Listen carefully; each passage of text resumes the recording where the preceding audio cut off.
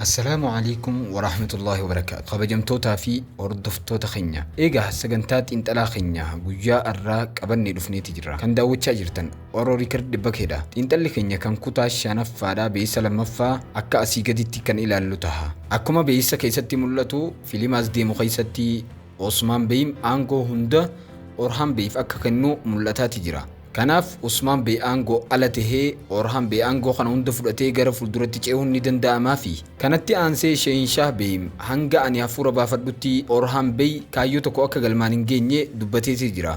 Kanarraa ka'uudhaan Sheenshaah Bey gantuu ta'ee ni mul'ata. Kanumaan wal qabatee Orhan Bey izniik akka deeme maaliif akka deeme kan waliin mari'annu ta'a. Saaroos yookaan hoogganaan masaraa Bursaadha. Torbee darbee boolla keessatti madaafni itti dhoohee ture yookaan baarunni itti dhoohee ture inni noonni du'amoo lubbuun ni jiraata waan jedhamu kan waliin mari'annu ta'a. Akkasumas beeysa lammaffaa keessatti Filaaviyuus Usmaan akka ajjeesu dubbateeti jira. Akkasuma haaluu abbaasaa akka baachuuf deemu dubbateeti jira. Kanaaf Filaaviyuus Usmaan ni ajjeesa. Kanumaan wal qabatee filimaa torbee darbee yookaan torbee dhufu deemu keessatti masaraa takka akka injifatan Orhan faan ni mul'ata. Masaraan sun masaraa kami kanneen amma dubbanni kun hundinuu xiinxala keenya viidiyoo guyyaa irraa keessatti kan argamu taha. Viidiyoo keenya jalqabuudhaan duratti viidiyoo keenya like share akka gootan asumaan isin gaafanna. Akkasuma warroonni chaanala Oroorii Kardii bakkeedhaaf haaroo taatan mallattoo subscribe jettu kana tuquudhaan mallattoo notification yookaan bilbila moggaa yeroo kana tuqxanii oolirraa akka kaayattan asumaan isin gaafanna. Kanaaf viidiyoo keenya jalqabuudhaan duratti intiroo gabaabaa booda walitti dachaana.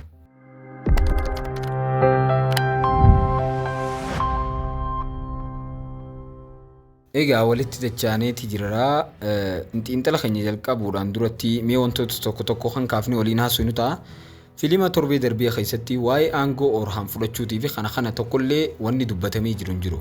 Garuu Mahammad Boozdaaq guyyaa keessaa ka'uudhaan filimuma kutaa haaroo yookaan kutuma tokko keessatti akka aangoo guutuu Usmaan Bey dabarsee Orhan Beyitti yookaan chaappaa Eertoorol Gaaziisan akka kan dubbateeti jira. Nutilleen beeysa tokkoffaa hin hojjenne xiinxala isaatii garuu beeysa lammaffaa keessatti wannoonni baay'een kan xiinxala waan jiruuf beeysa lammaffaa keessaa isinii qabannee dhufneeti jira. Kanaaf wannoonni baay'een tokko kan yeroo gabaabaa keessatti Mahammad Boozdaaq irratti hojjetaniira.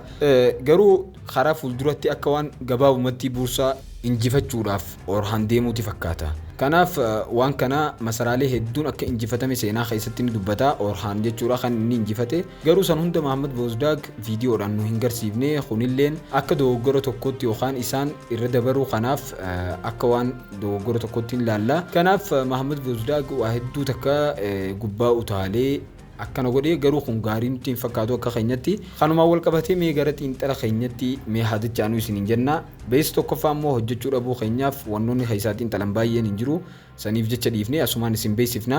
Kanaaf asumaan mee xiinxala keenya haa jalqabnu. Orhan Bey gara Soogoot geeffamee achitti Usmaan Bey chaappaa hunda ajajaa loltootaa yookaan aanguma maraahuu akka isaaf kennee jiru. Achitti dubbatanii jiru. Achitti waa hedduu takkallee eebisanii jiru. Akkasuma aangoo isaarraa kan ka'e innillee gara izniik deemeeti jira yookaan achillee dhaqaniiti jiru. Sababni isaan izniik dhaqanillee kanaan durallee kan Turkii turte jechuudha. Izniik tun jechuun bara Seljuuk keessatti jechuudha kan isaanii turte lafti tun. Kunis golli izniik bakka taateen kun itti raawwatame Seljuuk isa jalqaba akka ture ni himama yookaan abbummaadhaan kan warra Seljuuk turte jechuudha. Garuu baajitoonni galma ga'ee ture amma gara izniik deemuudhaaf ka'aniiti jiru. Sababni isaallee buursaadhaaf jecha sababa buursaa boolla isaanii san cufanii waan jiraniif yookaan buursaadhaatti boolla waan cufanii jiraniif kanaaf izniik dhaqanii akka gargaarsa tokkollee hin goone kanaaf dhaqanii akeekachiisuudhaaf deemanii fakkaata. Maaliif jennaan amma buursaa keessatti nyaataa fi dhugaatiilleen hanqameeti jira yookaan duraan boolla sanii seenaaf waan ta'eef amma nyaataa fi dhugaatii san hundaa'uu dhabaniiti jiranii. Saniif jecha izniik dhaqanii akka isiin buursaa waa takkaanillee hin deeggarree akeekachiisuudhaaf deemanii jechuudha. Akkasuma kanumaan wal qabatee akeekachiisa biitii tun akka yookaan izniik tun akka duraanillee kan Turkii taatee fi kana akeekachiisuudhaaf akka deeman ifaadha jechuudha. Seenaa duraanii keessatti illee akkas ture waan ta'eef dogoggora tokkollee akka hin hojjenne itti beeksisuudhaaf dhaqanii jechuudha. Akkasuma akka fakkaatutti illee buursaa yeroo dhiyootti Orhan Bey ni injifata. Akkasuma injifannoo kanallee Usmaan Beyitti illee akka fidu akkasuma buursaa injifachuutti yeroo dhiyaate Usmaan Beyitti akka injifannoo fidu akkasuma fayyaan Usmaan Bey illee baay'ee ni hammaata. Duuti isaas ni dhiyaata jechuudha. Kanumaan wal qabatee Orhan Bey angafa gosaa ta'ee jira yookaan bulchaa gosaa ta'ee jira. Amma caalatti humna guddaa nama qabu ta'ee jira yookaan mootummaa ta'ee jira. Amma caalatti maaltu ta'a? Seenaan itti aanuu maal ta'a? Kun Mahammad Bozdak qofaatu beekaa jechuudha yookaan waan gara fuulduratti ta'u isaatu beekaa. Filimni waan baay'ee jijjiiramaa jiru. Ammaaf garuu Filaaviyus abbaa isaa haluu ba'uuf barbaada. Kanaaf Usmaan Bey akka haleelu dubbateeti jira. Akkasuma itti fufinsaan kan qabudha. Inni dhugumatti haleeluu danda'a. Dhugumatti buursaa akka hin deemne achi irraa duubatti deebi'ee moo yeroo sana deemellee deebi'ee Usmaan Bey irratti ni duula waan jaamu kan waliin dubbannu ta'a. Garuu kana keessatti Filaaviyus akka Usmaan Bey hin rukunne carraan ni jireenneeti yaannaa. Maaliif jennaan akkuma kanaan dura dubbannee jiru Filaaviyus akka abbaasaa Usmaan faan hin ajjeesin dubbanneeti jira. Garuu inni yeroo sanatti xiyya itti rukutuudhaaf baaseeti jira. Garuu xiyyi sunillee Usmaan Bey ni rukutaa. Garuu duu yookaan akka inni duuf yeroo sanitti sababa hin ta'u.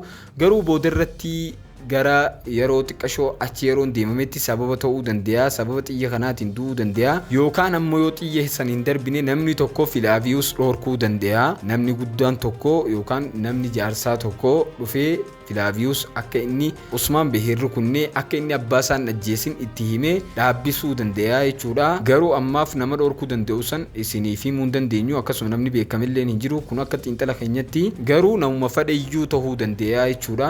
Ammoo namni dhorkuudhaaf taa'u san nama waa'ee du'a abbaa isaa san beekuu fi akkasuma akka abbaansaa namni isaanii hin ajjeesin nama beeku ta'uu danda'a.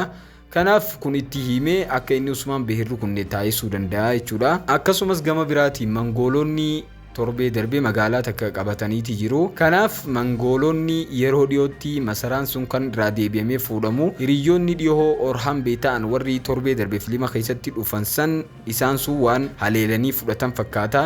Orhan sana arguudhaan baay'ee akka gammaduun beekamaadha. Bakka hunda hin deemu garuu ammoo bakka xixiqqoo hundee hin deemu. Kanaaf dhaqanii hojii isaa yookaan warri isa jala jiran dhaqanii hojii kana xumuruun isaanii baay'ee isa gammachiisaa jechuudha. Amma ganaa Orhan akka nama guddattii ta'ee jira yookaan mootummaa guddaa ta'ee bakka taa'uudhaan ajajoota isaa akka ajaju beekamaadha. Abdurrahmaanii fi hiriyoonni isaa deemanii masaraa kana akka fudhatan beekamaadha jechuudha. Garuu yeroo sanatti Mongooltichi sun achi keessa akka hin jirre yookaan achi keessatti akka hin argamne beekamaadha jechuudha. Isaanis akkasitti dhaqanii salphatti masaraa sana ni deeffatanii fakkaata jechuudha. Kanumaan wal qabatee waa'ee Saarujaa yookaan bulchaa sanaa haa dubbannu. Saarujaan du'eera. Torbee darbee akkuma yaadattan hundi keessan goolee yookaan goolee buursaa san gara jalatti jechuudha. Boolla san jalatti madaafa itti dhoosanii turanii Orhan faan jechuudha. Dhuma irratti akkasitti nutti mul'ateeti ture. Garuu Saarujaan kun du'eeti jiramoo akkami waan jaamu irratti Saarujaan kun waan du'e hin fakkaatu. Garuu inni baay'ee miidhamee kan mul'atu ni ta'a. Garuu kun caalatti ta'uu danda'a jenneeti ni yaannaa.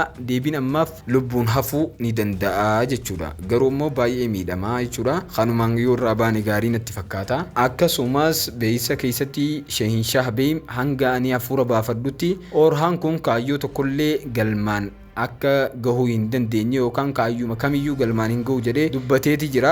Kanaaf Shehinshaah Bey gantuu ta'uu danda'a waan jedhamu gaafii isiniif dhiisaa mee koomantii irratti deebisaadha. Shehinshaah Bey akkana jedhee waan karoorfateef xiinxala keessanis ni ilaala. Koomantii irratti deebisaa isiniin jecha viidiyoon keenya yoo isinitti tole laayik sheer godhuu hin dagatinaadha. Waan yaada isinitti ta'e kamiyyuu koomantii irratti barreessaadha. Akkasuma sagantaan keenya kan biraalleen kanii fi waa'ee seenaalee warra aktaroota fiilmoota irratti hundaa'an kan oofaa jiru yoo isinitti tole koomantii irratti nu beeysaadha. Galatoomaadha. Nagaan nuuf tura.